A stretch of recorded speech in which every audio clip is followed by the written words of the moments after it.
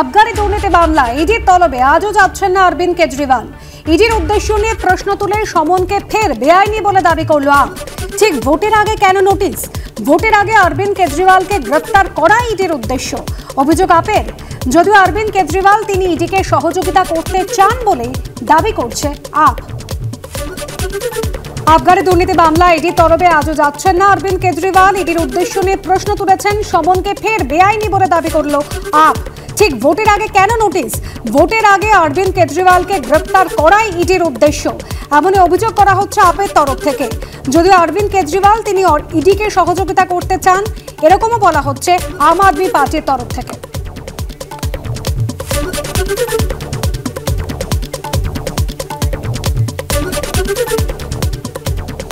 এদিকে প্রাথমিক নিয়োগ দুর্নীতি মামলা একদিকে সিবিআই এবং অন্যদিকে ইডি গতকাল কলকাতা হাইকোর্টে বিচারপতি অমৃতা সিনহার কাছে মুখবন্ধ কামে তারা তাদের রিপোর্ট জমা দিয়েছে।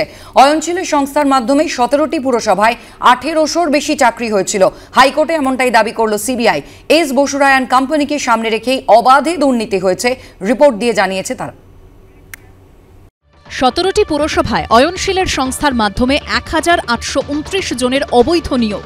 এস বসুরায়ান কোম্পানিকে সামনে রেখেই নিয়োগে করা হয়েছে দুর্নীতি।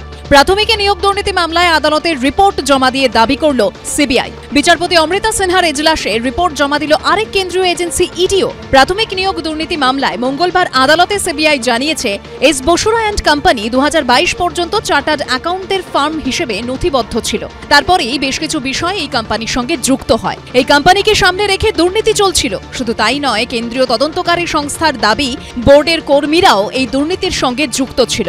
বেআইনিভাবে নথি নষ্ট করা হয়েছে। এর আগে ডোমকলের তৃণমূল বিধায়ক জাফিকুল ইসলাম, পার্থ ঘনিষ্ঠ তৃণমূল কাউন্সিলর বাপ্পাদিত্য দাশগুপ্ত, বিধাননগর মেয়র পারিষদ দেবরাজ চক্রবর্তীর বাড়িতে তল্লাশি চালিয়েছিল সিবিআই। সে কথাও এদিন বিচারপতি অমৃতা সিনহার এজলাসে জানায় সিবিআই।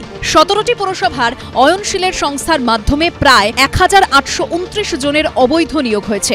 জেলে গিয়ে অয়নশীলকে জিজ্ঞাসাবাদও করা হয়েছে, আদালতে বলল সিবিআই। অত্যন্ত গুরুত্বপূর্ণ কথা সিবিআই বলেছে, সেটা হলো যে তারা মূলত তদন্ত করেছে বেশ কিছু জনের প্রিমিসেসে, এবং তদন্ত এখনো পর্যন্ত চলছে। নিজেরাই নিজের দায়িত্ব নিয়ে ওএমআর শিট তারা সাপ্লাই করলো, তারাই মূল্যায়ন করে দিল, কোনো কিছুর বিষয় নেই, যেমন ইচ্ছা তেমন করে অ্যাপয়েন্টমেন্ট দিয়েছে। কার্যত যে আদি থেকে অন্ত পর্যন্ত, উঁচু থেকে নিচু পর্যন্ত সমগ্র ব্যবস্থাটায় দুর্নীতিতে পচে গেছে এবং শেষ করে দিয়েছে আমাদের জীবনগুলোকে।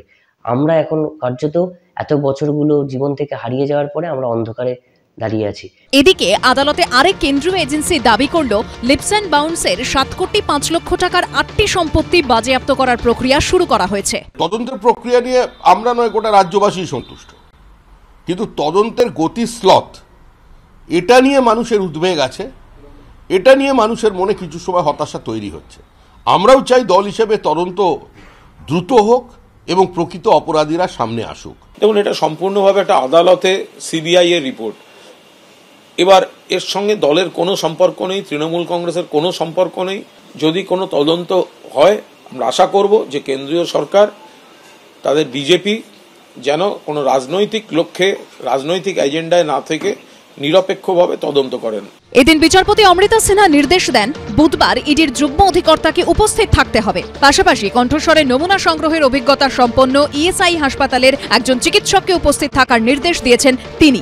সৌভিক মজুমদার, দীপক ঘোষ ও সত্যজিৎ বৈদ্যের রিপোর্ট, এবিপি আনন্দ।